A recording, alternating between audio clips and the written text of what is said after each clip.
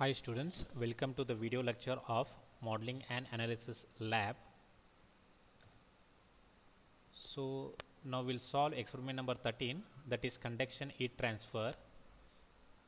Here our aim is to determine the nodal temperature for the composite wall shown in figure.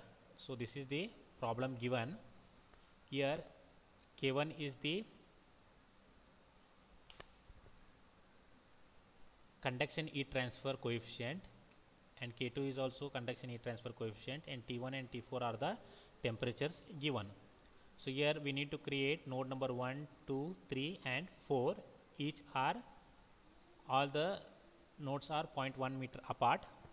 So now let us solve it in the software. So here in preferences, instead of structural you need to select thermal here, say OK, and preprocessor you need to go for element type, add, edit or delete, say add, and here you need to thermal mass you need to say link, and you need to select 2D conduction since it is a conduction heat transfer problem. Say OK here, say close. Now go to real constant, add, edit or delete, add.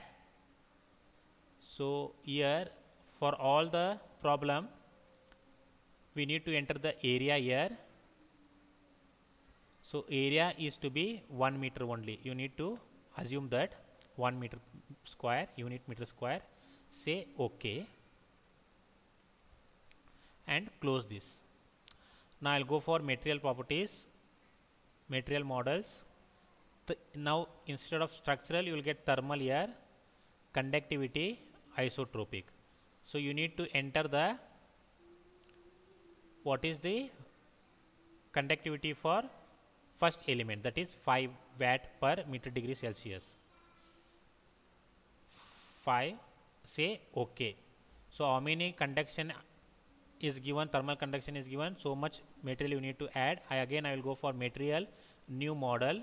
So by default it is select 2, say OK, say isotropic. Here I need to say 10 because it is 10 here for element number 2. For element number 3 it is 15. Material, new model, by default it select 3, isotropic, and here you need to select 15. Okay. So once you enter all the material properties you need to close this window. So now I'll go for modeling.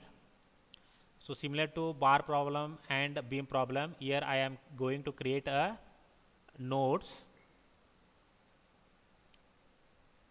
Here I am going to create nodes in active coordinate system. So node number 1 is at the origin. Say apply. So if you see all are 0.1 meter apart. Node number 2 0.1, say apply. Node number 3 is at 0.2, say apply. Node number 4 is at 0.3 meter from the origin. That is, you should go on adding the dimensions. Say OK. So now 4 nodes are created. Now I'll go and create the elements. So you need to go for element option. So you need to create the element through auto numbered through nodes. So similar to bar problem where you have stepped bar having different material properties, here also you are having different material properties. That's why I created only element number 1. Now before creating element number 2 you need to go for element attributes. Here you need to change the material number to 2 and say OK. Later you need to go for auto numbered through nodes. Select node number 2 and 3 and say OK. So element number 2 is created. Now before creating element number 3, again you need to go for element attributes. Select material number as 3. Say OK.